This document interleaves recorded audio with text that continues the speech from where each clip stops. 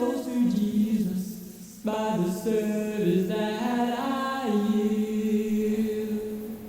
Sorry about the lighting. We're still getting some things set up. I think most people have heard the story of the prodigal son. It's found in Luke chapter 15, I believe, beginning around verse 32. It's the story of a young man who's just fed up with his father's rules and decides to set out on his own to prove that he didn't need anyone, especially his father. The young man's life doesn't go the way he expected it.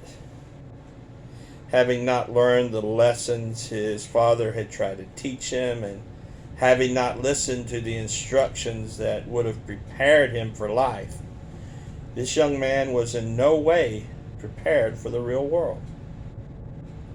You see, he had this attitude of entitlement, arrogance, and defiance. He thought he knew better than his father and was out to prove how he was right and everyone else was wrong. Does that sound familiar? Being so ill-prepared to face the challenges of life, the young man finds himself homeless and destitute, having wasted all the financial means his father had given him. Not being qualified to do anything else, he finds himself working as an underling feeding pigs for a rancher in a distant country. As a means to make ends meet financially, he found himself actually craving the slop that was being fed to the pigs. The story doesn't indicate just how long the young man had been away or how long he endured the hardships of his own making. He probably went through the same levels of thought many of us do today. He probably blamed his father for forcing him out of the house, something that actually did not happen. He more than likely blamed the people around him.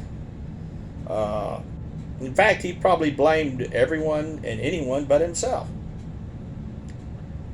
As we read the story, something wonderful happens. The Bible tells us that this young man came to himself. That simply means he figured out why he was in that situation to begin with. He then makes up his mind to go home. On the journey home, he realizes his own arrogance and foolishness. He doesn't know what to expect when he gets home, so he decides just to tell his father the truth that it took him so long to actually understand. He comes to his father and tells him, "I was wrong, you were right.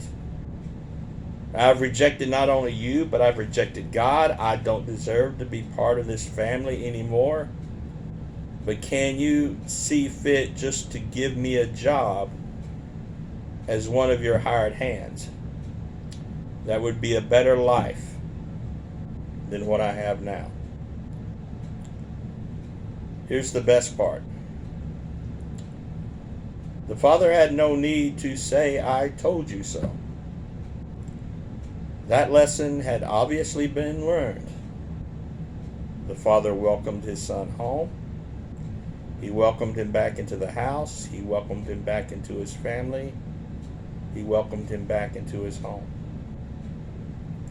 I recently heard another story that was quite similar to this. It was a story of a man and his young son. The father loved his son and shared with him his love of the game chess.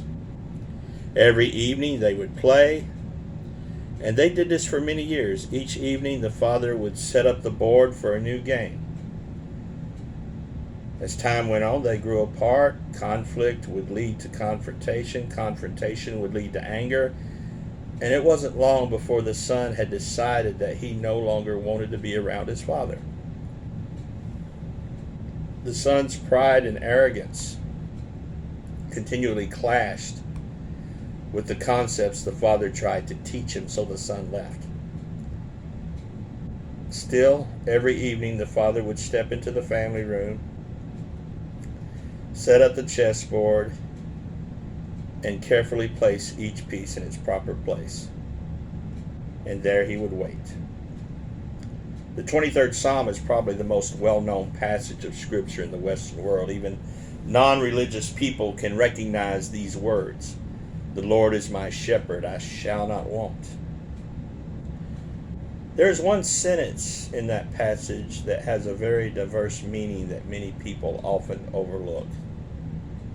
The passage reads, Thou preparest a table before me in the presence of mine enemies. Consider this. The Lord prepares for us a table. A feast, if you will. He does so with the expectation of sharing fellowship with us. He does this in spite of our enemies, in spite of conflicts, in spite of our shortcomings and failures. He prepares the table and he waits. He waits for us to come home. And I bring souls to Jesus by the service that I yield.